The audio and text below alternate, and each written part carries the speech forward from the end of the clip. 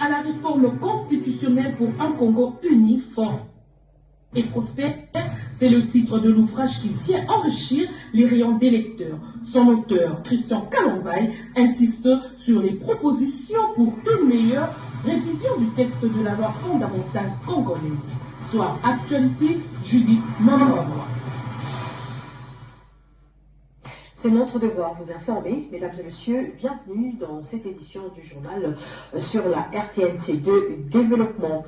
Le mardi soir. L'article 220 de la Constitution rend intangible certaines matières.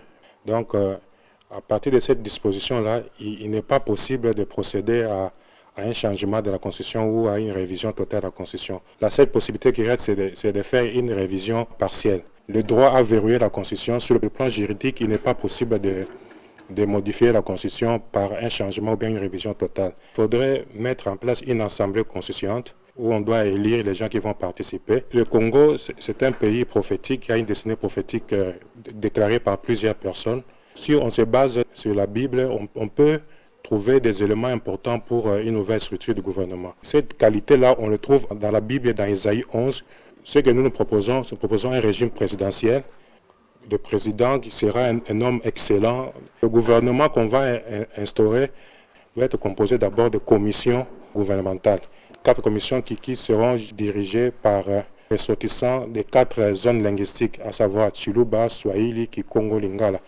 Et puis ces 4, la Providence a fait que tous les anciens présidents qui sont passés ont été de ces 4 zones linguistiques. Puis le gouvernement qu'on doit mettre en place doit être composé de 24 ministres qui proviendront des provinces, de ce que la loi fondamentale a prévu, calquées sur les 6 provinces ecclésiastiques de l'Église catholique. Alors on aura 24 ministres. Les 24 ministres-là vont représenter dans la Bible ce qu'on appelle les 24 veilleurs dans l'Apocalypse.